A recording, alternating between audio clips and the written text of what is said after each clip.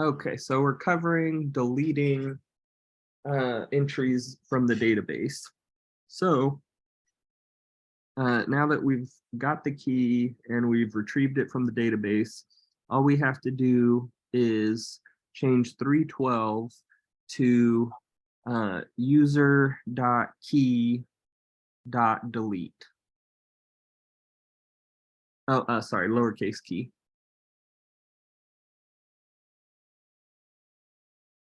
And save that. And let's go ahead and add the stuff at the bottom for the test 6.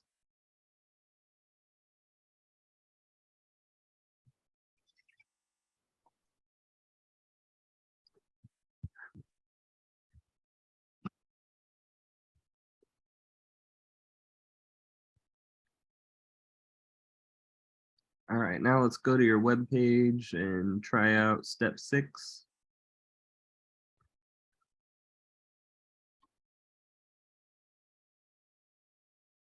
Do you have your database stuff running?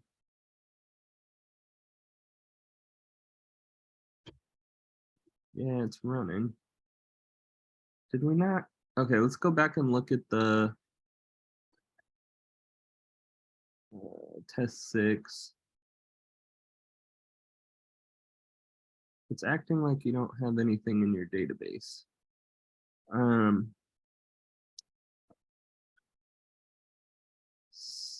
So, all right, let's go back to your database and query it to see if you do have something in your database. Oh yeah, it's like you don't have anything. Okay, so go to the create account page. I think that's 3 maybe. Okay, and just create something.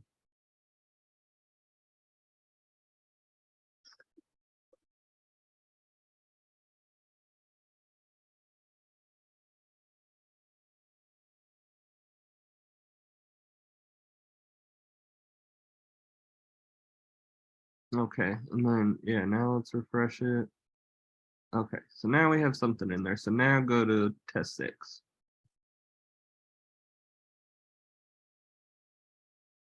And delete user. And well, we can, oh, it's posting this test 5. Okay, let's go back to Visual Studio. I forgot to change that. So on line 296, change it from test 5 to test 6. Okay, save that and let's do that again.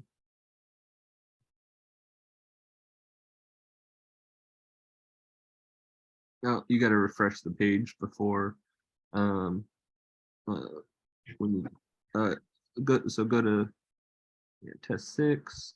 There you go. Now you should be able to delete it. Okay, now let's go to your database and refresh. And there's nothing in your database. So that's how you delete specific entries from the database. Honestly, you're not going to delete stuff too often unless somebody does like cancel account or something. You're usually going to leave that data in there, and like unless like you're trying to save on data, a big company or something, and like you delete old records after like so many years or whatever, something like that. For the most part, once something's in the database, it's usually going to stay there because it's either a log or a user profile or something like that. But now you know how to delete something.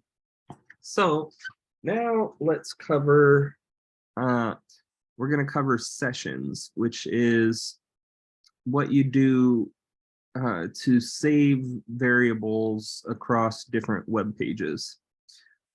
So let's go ahead. So if you remember sessions from JavaScript, it's the same thing as that. So let's go ahead and make a or actually scroll up to, let's see which one to scroll up to. Oh, I know. Okay, so go to your test 3. Okay, so we're not Hey, going Brennan, to. can you remind me or us what each different test on this page on this code sheet represents? I mean, I've got them, but I don't really get it. Yeah, so okay, so the first one is just referencing your what's it called? Your resume page. The second one is, let's see what it's doing here. It's changing the first name to nothing. Because see right there uh on 11 16 or sorry 116, it's taking Mm-hmm. the first name that's it for its okay, so first on 313 it's going and querying everything in the database, right? Select all from, well, sorry, not everything in the database, everything in that table of the database. Because if we created more classes on the right in the NDB models file, if we created more classes like that, you'd have different tables. It's kind of like Excel, how you have multiple sheets, Okay. and each one has rows and columns, right? Um, and so it's querying everything in that table and changing the first name to nothing. And then on test 3, this one we made, it's like create an account page. So you're just entering the user's basic or the user's entering their basic information, and then it's saving it to the database on the in the post section right here by creating on line 152.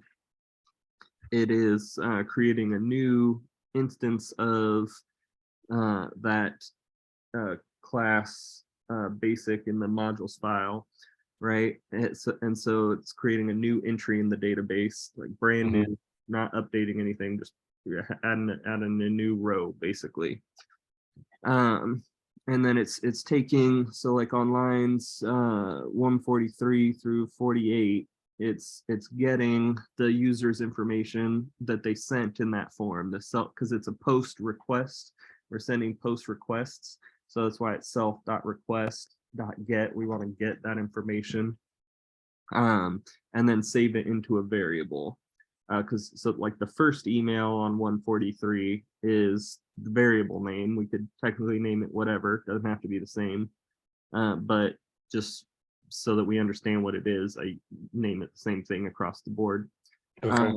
And the second email on that line is has to be exactly the same as what you named the form on the previous page, on the get page. Because remember, the get page is the first page the web page goes to when you type like /test2, right? Right. Um, and then you can see below like 153 through whatever is adding each of those, the first, last, middle, password. And you don't, when you're adding an entry, you don't actually have to add all of them. Like you could add one with just the first name, um but what but then all the other ones would be what's called null, which is a none type object, which just means that it's empty basically. Okay. And so let's go to test 4.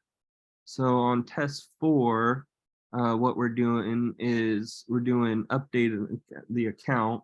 So if you um, type the email address, because the email should be unique for each entry in the database, right? Like everybody, that's why your email is your username, right? Because it's unique to you. It's like your social or whatever. Right. And so by querying by email, you're going to get just one entry unless they've created 2 accounts. But generally on your create account page, I haven't covered that yet, but generally you search to see if that email has already been used, and then you're like, nope, sorry, you can't create an account. That email is already in use. So anyway, then down there on 184, we're querying the database for where the email equals the email.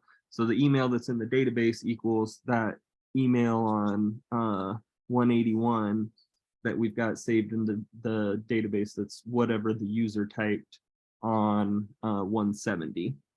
Got it. So it queries that, it gets it, and then it changes the first name to what the first name the user typed on 171, and then we got on 182 and put into a variable. And then it just says it's done. And then test 5, what we're doing here is we queried all, we have it query all the users, right? And the reason we did that is because we got all their information, displayed it to the screen, and then on line 213 we get the key to send it in the form, but we get that on line 209.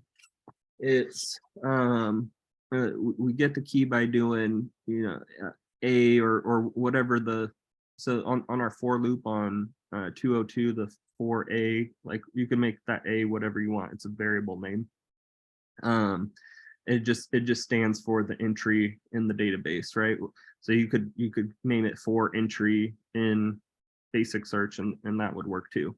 But anyway, so the a.key.url safe, because the key in itself is a key property. It's its own thing, like a string property or a integer property or a float property. You know, integers, numbers, and floats or decimals and stuff like that, right? Or date time is specific date time properties. Well, it's a key property, it's not a string, right? And so you can't send a key property through your web page. So what you have to do is, if you do .url safe, it converts it to a URL safe key, so just a string, but it comes as a byte-like object, which is basically just says B and has it in quotes, but it's called bytes-like object. So to get it not a bytes-like object, you do decode into UTF-8, and so it's just the string, right? That you can then send through the post method on our form on to, or can you scroll up a little?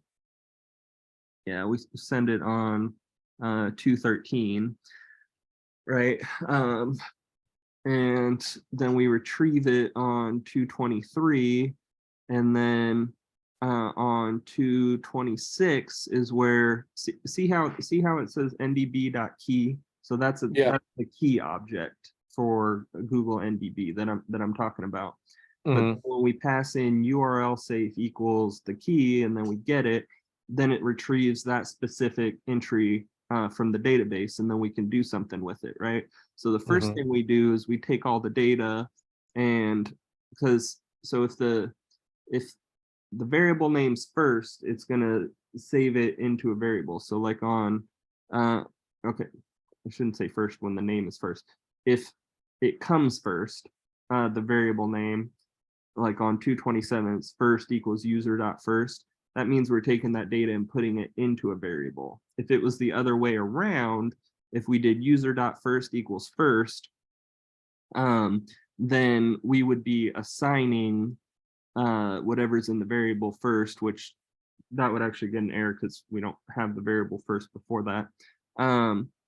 But if we did user.first equals, and then in quotes, name, first name, or Mike, or whatever, right? Then it would be assigning it, but instead we're retrieving it, putting it in a variable. And then I think it's scrolled down a little. Then what we're doing right here is we're doing if, oh, okay. So we did this because we used this page twice. This string send update. So on the first one, if you could scroll up a little to the get section, on the first one, see, we're not passing the send update, right? So send update, which is on 224, is just going to come back as a null object because there's nothing there for that, right? But if we scroll down, So the first one is just going to say if send update true. Well, it's not. So pass this and then go to the else section. So it looks a little backwards because the first thing to pop up is this right here, this else section. And then later when we post it again, because we did online, yeah, that one, we did send update equals true to post to and on line 263. See, we're posting to the same page. We're posting to um, uh, test 5. And so it's going to send it back to the page, but we've got first name first. So it's saying, so like on 264, it's saying, okay, this is the first name. And then it's printing what the actual first name is from the database, right? But then we're doing an input tag where you can type a new first name if you want. And the user only has to type the new information. Like they could just type a new middle name and hit post. And then if we go up a little bit, actually we can see it from here. The send update's true, so it's because we posted it the second time. Then it's going to process, it's going to do this block of code, right? And so we do the first. So what we made a new variable name the first because we've already used first up above, right? So for the first is self request.get. It's getting the form information that we had just sent of the new first name. And if they did type something, we did if the first, and we didn't do equals anything, right? We just said if it exists, if it's not a null object or a none type object, then we're going to take the user, which we've already got on 226, right? We've already retrieved it because we sent the key again in that post section. It's going to retrieve it and then make user.first equals the first, like I was talking about earlier, how if it's flip-flopped, it's changing what's in the database instead of just retrieving what's in the database. And then the same thing for all the other ones. And then at the end there on 257, we do user.put. So like however many things we updated, it then puts it and saves it into the database. So it's just a way to update specific. So like if you go to update profile on a web page and you change something, this is what it's doing. You know what I mean? Does that? Yeah, that makes perfect sense. Okay, cool. And we already covered test 6. Did you need me to recover that now that we've covered this stuff, or nope? No? Oh, I'm good. I'm caught up. Okay, sweet. Okay, so oh yeah, so let's go to test 3. Okay, and so excuse me. So we've created a new user account, right?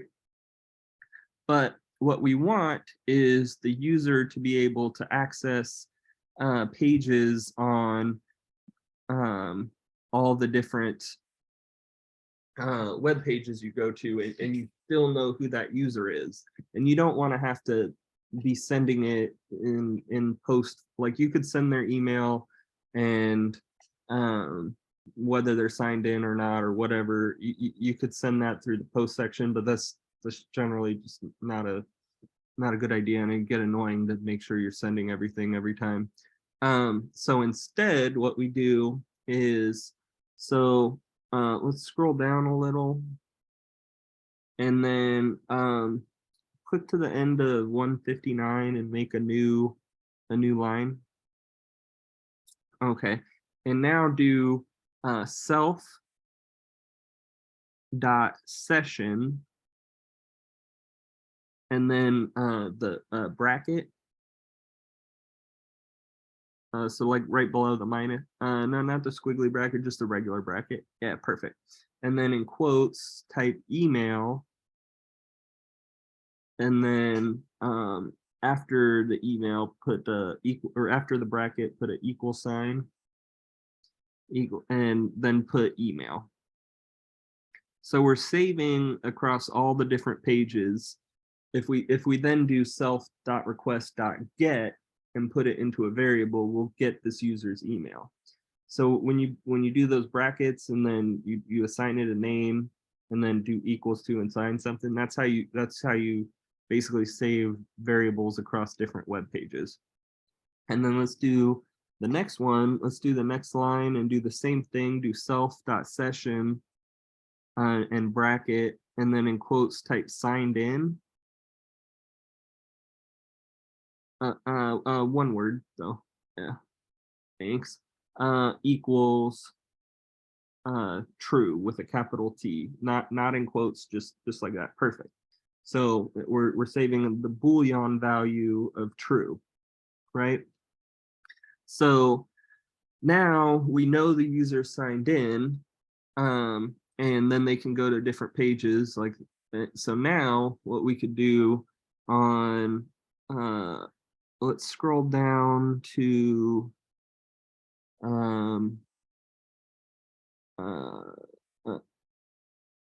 let's see where, yeah, let's do where we update profile. So I think that was 4, because 3 was create profile. And no, this isn't updating the whole thing. Maybe it was 5. Let's see. Yeah, but that's querying all users. Oh, okay. I got an idea. Let's make a test set. Let's copy all this and make a test 7.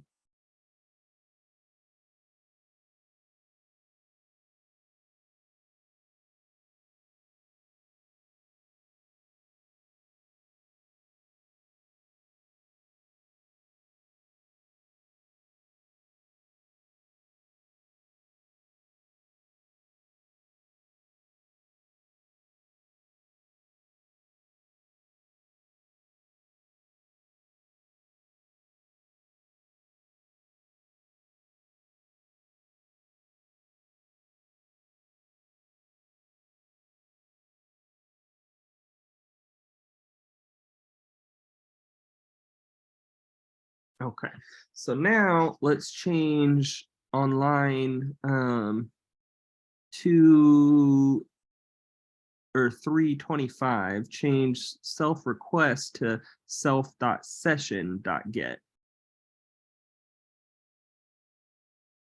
And then we can delete, or actually, hold on, I got an idea. Okay, change first to signed in.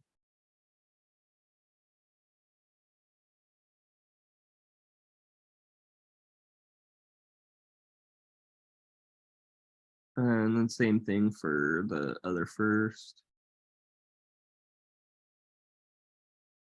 And then click to the end of 230 or 227 and make a new line. And then go ahead and type if signed in equals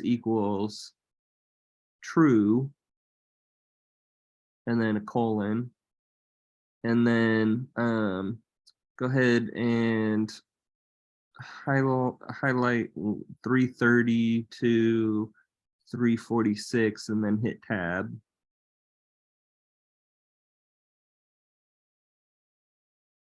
Okay, so now, because remember we had a colon, so anytime there's a colon, it's saying execute this block of code that's tabbed over, and once it's no longer tabbed over, then you don't need to execute that code anymore, right? Or you're moving back to the anyway. So we're checking to make sure they're signed in, and if they are signed in, then it's going to retrieve their information. And normally, to be perfectly honest, what we would do here is then scroll down. We would have, since it's a user, we would just have their information there, and they wouldn't have to click it. Like this would be on the get section right here where they could just automatically type their stuff.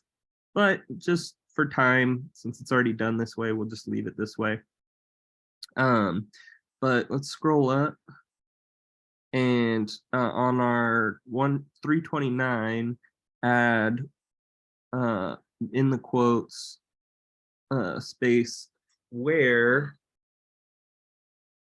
lowercase email equals colon email, and then click out of the quotes. Perfect. Comma email equals email.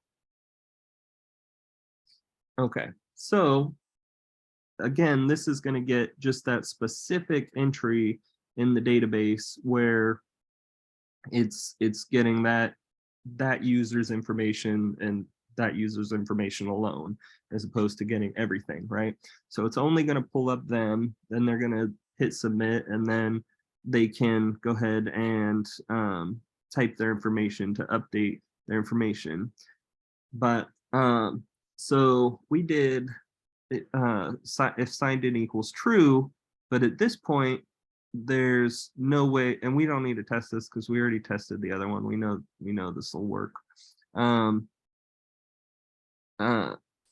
So now that they are signed in, people are going to want to sign out, right?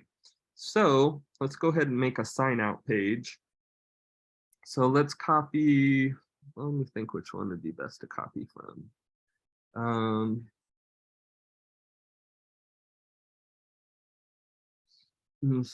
Scroll up to test 2. Let me take a look at that.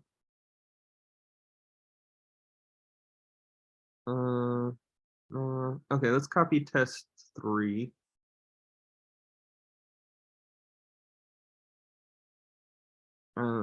And actually, all you're going to need is the get section, so we don't need to copy the post section. Okay, and yeah, let's make a, and instead of calling this test 8, let's go ahead and call this, you can either call it signed out or logged out, whatever you want to call it.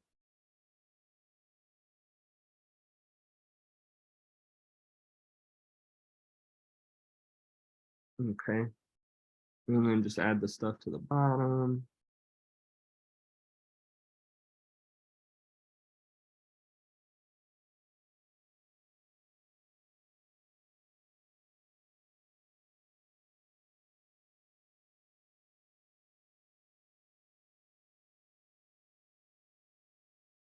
Well, that's a cool trick to be able to copy multiple things.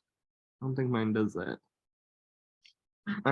Yeah, I just keep it into a clipboard so I can hit the Windows key V and my clipboard history. Oh, let me see if I could do that. V. No, maybe Command V. No, I don't know. That's cool. But anyway, so now let's go up to the logged out. And so let's delete everything from 410 to 418. And just type you have been logged out.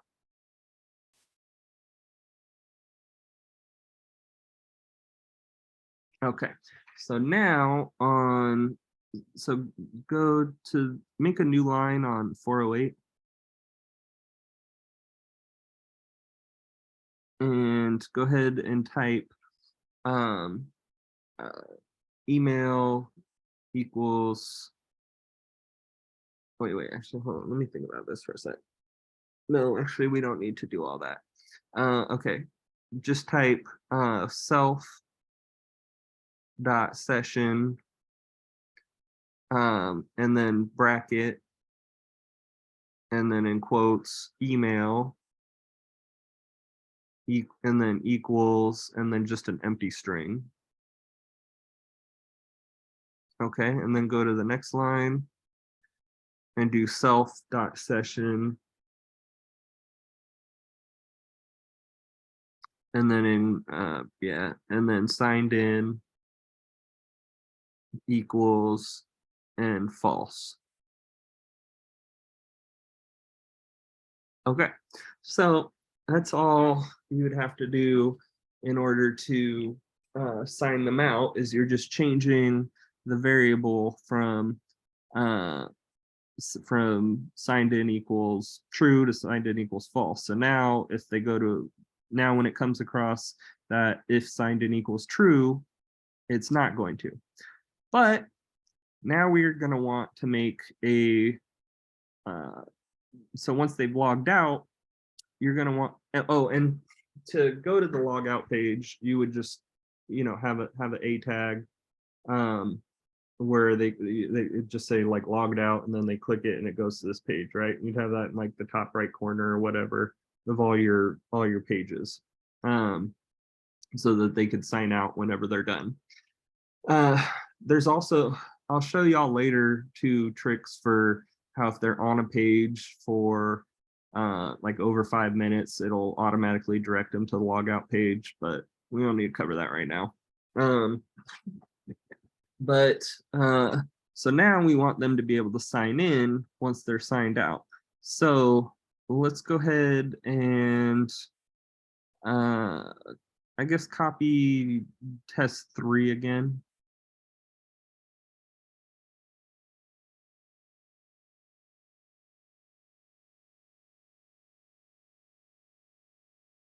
Yeah, that works. And then let's paste that at the bottom, but let's make it logged in or log in.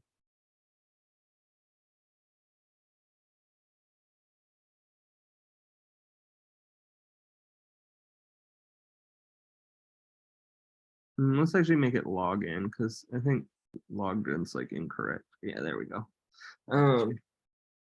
Yeah, then just do the stuff.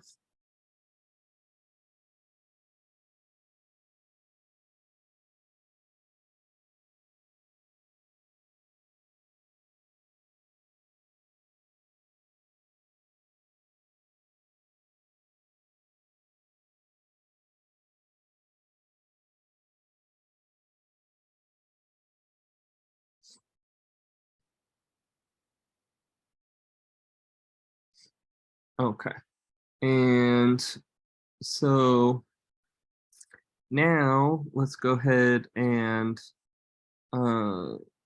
delete everything but email and password. Oh, and the submit button, of course. No, leave the submit button. Yeah, perfect. And change the value of the submit button to log in.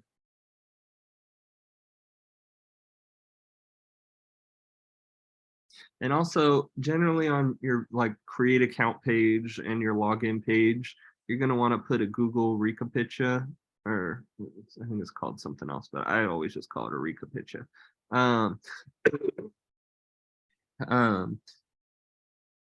And so that like it verifies they're human or whatever, and you don't get robots, trying to log in or whatever. But we'll cover that on a different day. So and also in your login page, generally you're gonna do a lot of well, we haven't learned RE search yet, regular expression search in Python yet, so we're not going to cover that. But generally, you would screen users' input for like things like SQL injections, for just all sorts of things like bad actors or hackers would be trying to do, but we'll cover that after we learn regular expressions. So, but I just want to put that out there that normally in your login page, you've got a lot more security measures going on than we're going to put initially. But for right now, we're just going to keep it simple. And so let's scroll down.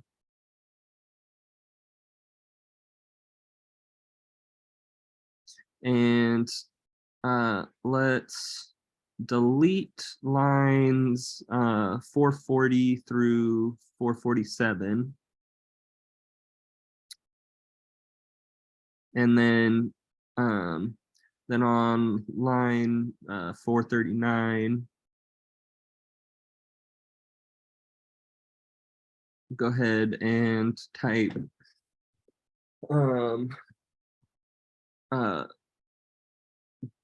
we'll just leave it as basic search equals ndb.gql for Google query language, kind of like structured query language SQL, but it's Google's thing. And then in quotes, type from basic, sorry, with a capital B,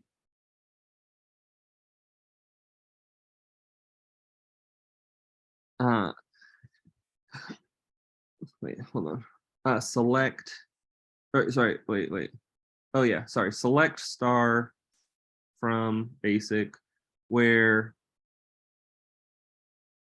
and then email equals colon email, and then outside the quotes, comma, email equals email.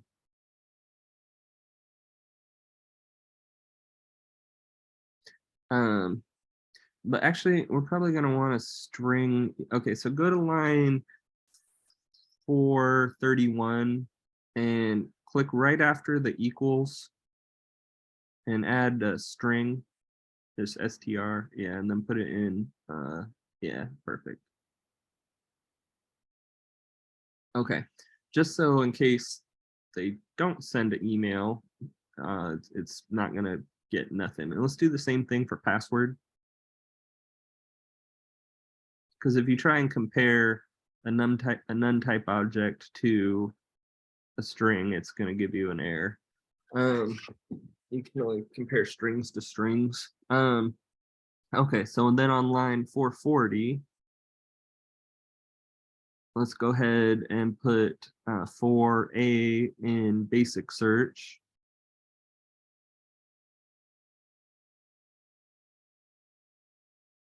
And then colon. And then the password equals a.password. And then go to the next line and do if the password equals password, because remember equals is a comparison operator, as opposed to if we just put 1 equals, we're telling it, okay, equals this, but 2 equals, it means compare if these are the same. And then let's tab over 444 through yeah, perfect. Tab it twice, there you go, and change done to you are now logged in.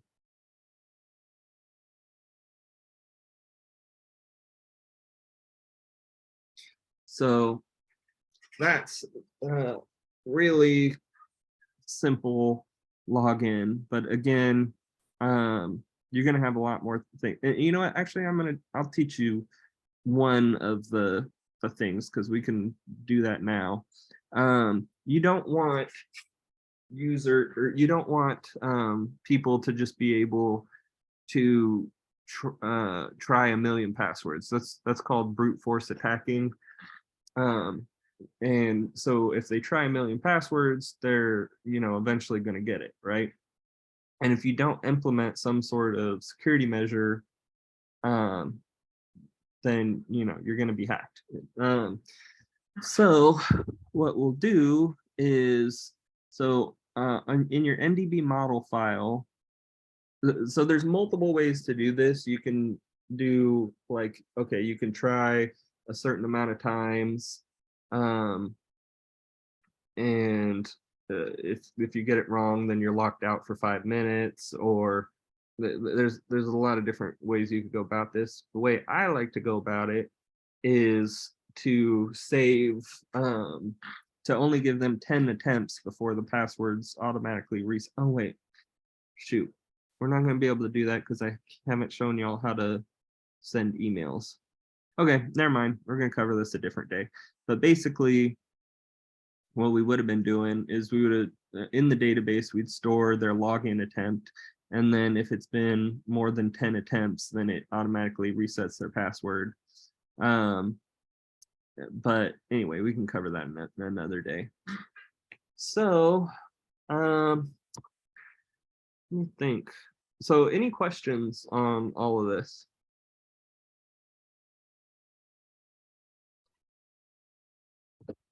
Would it be possible to get the file dropped like yesterday? That way we can make sure everything is lined up, because I know I wasn't able to keep up on everything, but I Yeah, was able to follow along as far as the class, but as far as my end, it's all kind of.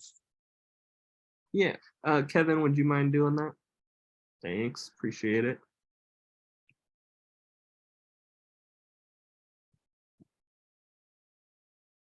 And while he's doing that, I think this is enough on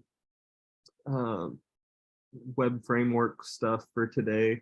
So now for our last 14 minutes, I'm going to move on to Python so we can get back to doing Python because it's been a minute.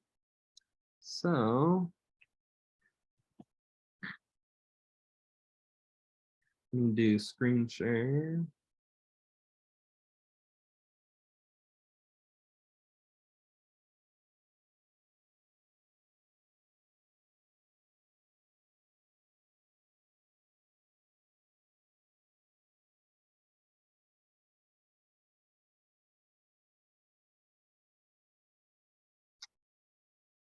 Oh wait, we can't do my no, we were doing mine. I just didn't click to the next page. That's right. Does anybody remember where we left off on Sololearn? I think it was 14.1, if I'm not mistaken. Okay, is that Let me correct, y'all? double check again. Does that match up with Yeah, where 14. everybody else is? That's where I'm at. Okay, sweet. All right, so working with input. Jacob, would you mind reading this?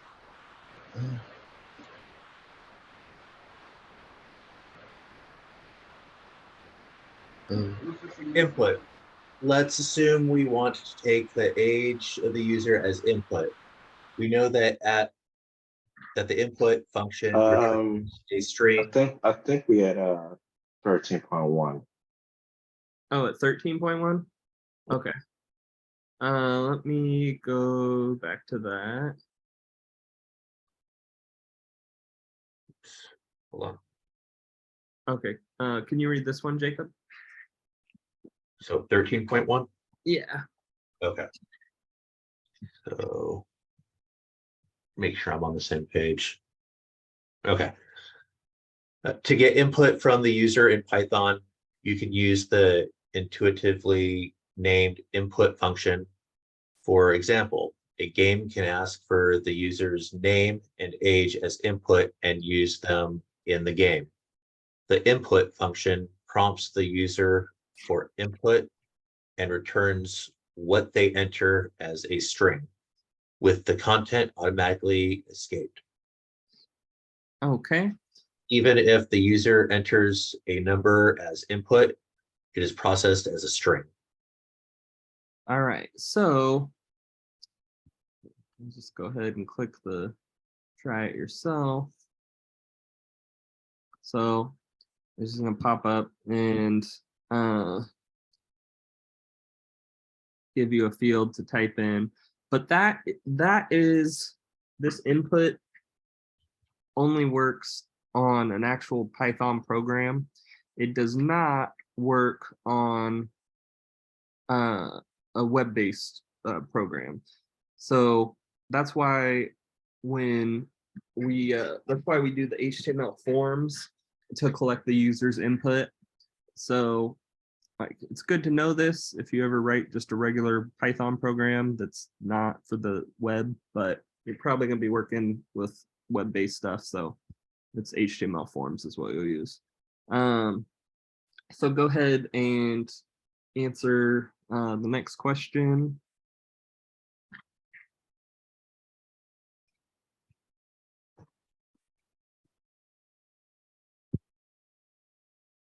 Okay. Fill in the blanks to create user input, assign it to a variable and output it, input, and then we take that text variable and print it to the screen. And again, and also print is not something you'll use in web-based programming. You'll be using whatever.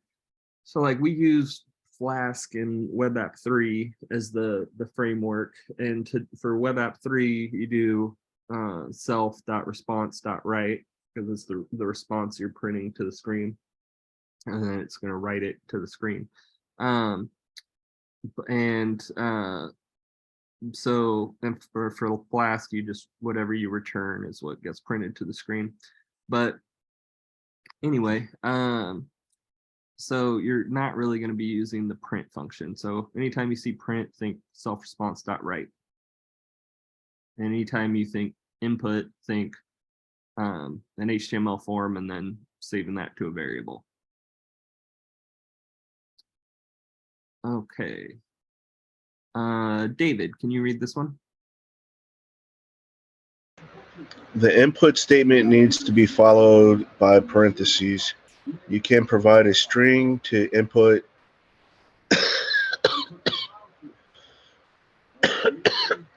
sorry, to input parentheses between the parentheses, producing a prompt message. The prompt message helps to clarify the input the program is asking for. All right, so we'll just see that. So it says, seems like you're, wait, it should be saying enter your name. Okay, whatever. Normally it would pop up. No, I understand, but I'm just saying it doesn't see how it says input, enter your name. Like right here, it should say enter your name. That's what would happen in real life on an input. But this, since they built it this way, I guess it doesn't. But anyway.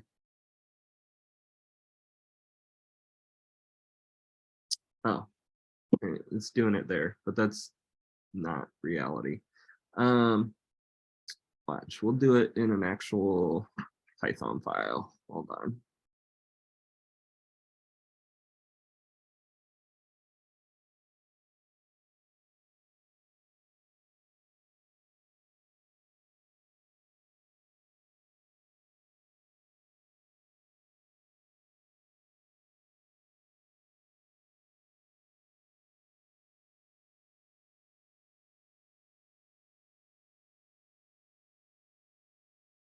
Okay, so do a new file and do close.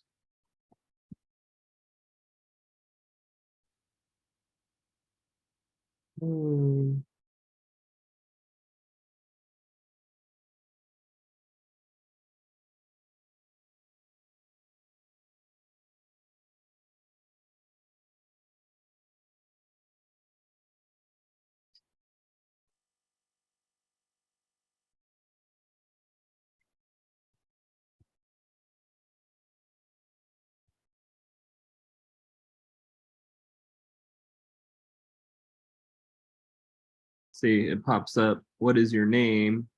Then you type it. And then it displays, then it puts that into the variable. And then if we do print, then it prints it. Does that make more sense? Now y'all see how it actually works and not the way it was doing. Well, I guess kind of it was, hold on. It kind of was doing it the way it works. So yeah, except the what is your name would pop up before this in reality. But okay. So moving on, go ahead and answer the next question.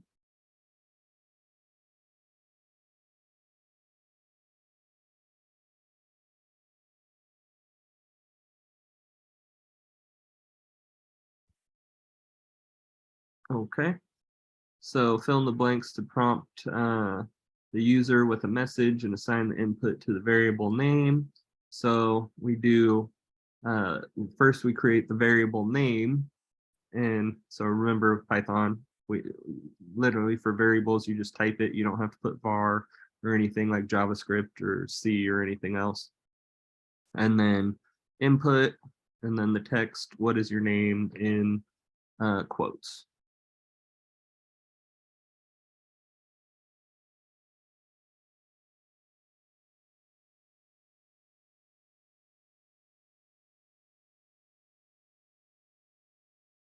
Okay, Brian A., can you read this one?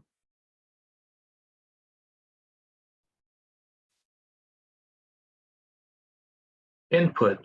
Let's assume that we want to make the age of a user as input. We know that the input function returns a string. To convert it in a number, we can also use the int function. Similarly, in order to convert a number to a string, the str function is used. This can be useful if you need to use a number in string. What the hell is concatenation? Concatenation. Concatenation.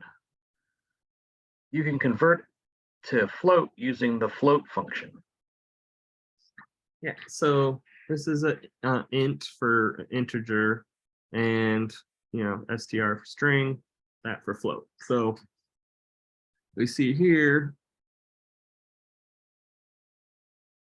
honestly, since they're just printing it to the screen, it really doesn't matter. Like you could get rid of this int and it's all going to be the same. So but if you wanted to actually use it as an integer, so let's just say age plus 5, right? We're wanting to do math or something, and then we do 2, and it's printing 7. Then you would have to convert it to an int, because if you didn't, it's gonna get you an error.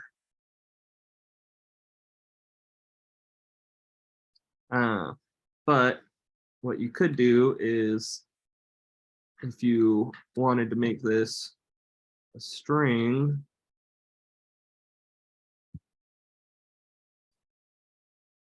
it'll combine them, which is string concatenation. So it's just going to put them together. So it's the same as if like we were doing, okay, let's say we had a variable name equals Brandon, and we did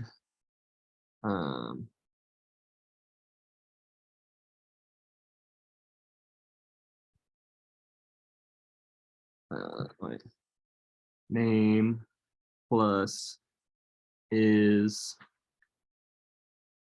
plus age plus years old. Okay, this is string concatenation, where you're combining a bunch of strings together, right? So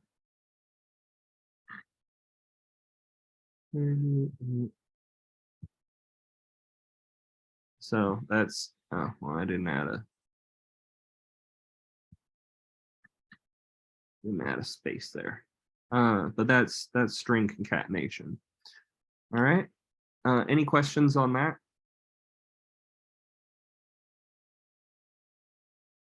Nope. Okay. So if you want to use it as a number to do math, convert it to an int. If it has a decimal, convert it to a float. Oh, and it is that time. So once we get done with this section, we will stop. Oh, well, the output of this code is 6 because they were converted to ints. And then when you add them together as an int, it prints as 6. If these were strings, it'd be 24. And Patricia, can you read this one? Yes. Input. You can use input multiple times to take multiple user inputs, for example. And then when input function executes, program flow stops until user enters some value. Multiple variables. Try to use multiple variables to take multiple inputs for your program. Okay, so we don't need to run this because we basically just did the same thing. But go ahead and work on this, and then let me know once you are done. Is it not hiding? Hide. There we go.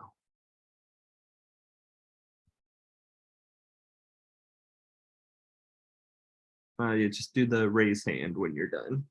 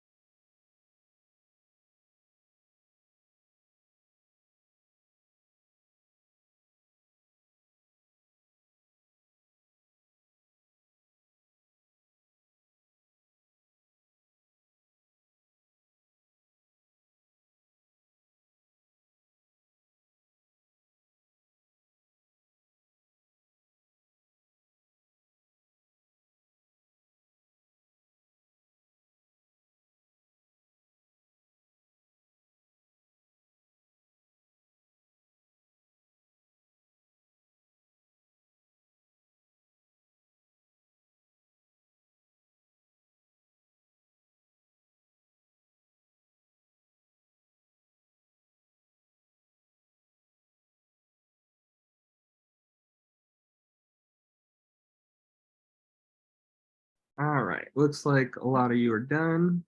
So we'll cover this. So you can use multiple variables, take multiple inputs for your program. For example, the following code takes 2 inputs and stores them in variables X and Y. Given the code above, output the input X repeated Y times. Sample, awesome, and 3 for input, awesome for X, 3 for Y, output awesome, awesome, awesome. Remember the input function results in a string. If you need to convert the results into the corresponding type, if you need to use it as a number. So convert, so this we don't, it automatically makes it a string, so we don't actually have to do this string, but whatever. And then for the second one, it's a number, so we need to convert that to an integer and then multiply it, and we don't really need to do that, but whatever. And there you go. Any questions on that?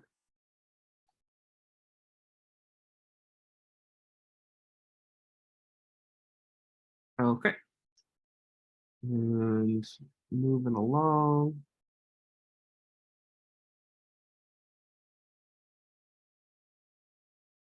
So the answer to this one, fill in the blanks to produce a valid code, which takes the value of the X and Y variables from the input and outputs their sum.